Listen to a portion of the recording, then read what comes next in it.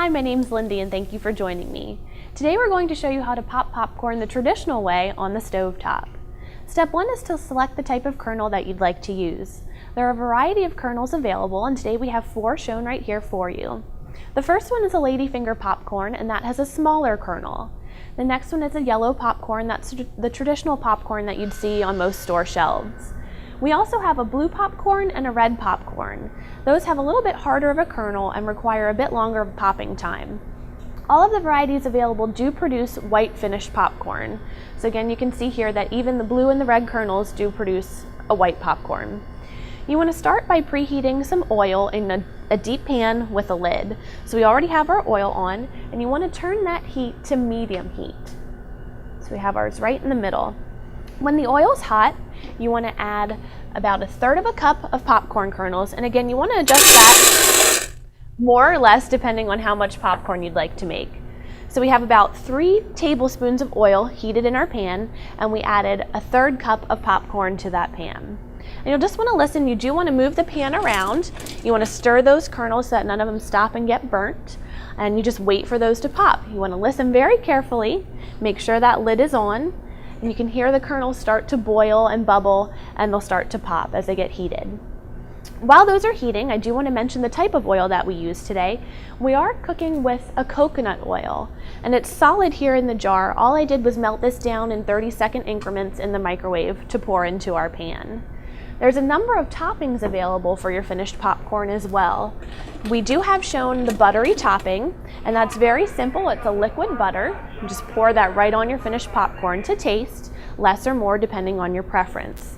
You can also make a sweet popcorn with our sweet popcorn glaze. It's a caramel glaze. This will actually go right into the pan with the oil if you choose to use it. So rather than waiting till the end to sprinkle on top of your popcorn, it goes right in with the oil to give it a nice melted caramel glaze. You can also add just simply salt and pepper. You can hear our popcorn popping. There's sour cream and onion powder, chili powder, honey mustard and onion powder, or you can make your popcorn sweet. You can use chocolate, you can use marshmallow, again the caramel glaze. However you want to finish your popcorn is up to you. So again, our kernels are popping up nice and fluffy. You can hear them popping and I'm just using the handle to stir. This is a special popcorn pan. It comes equipped with a handle and does have a device inside that'll keep stirring those kernels for me.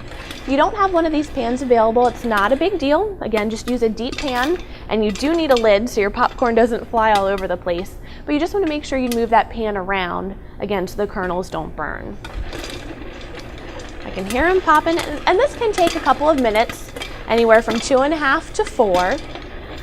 You know it's ready when you hear about 5 seconds between each pop. You don't want to let them sit on the heat or else your finished kernels can burn. All right, it's slowing down, so I'm going to turn my heat down and I'm going to actually remove that from the heat and check things out.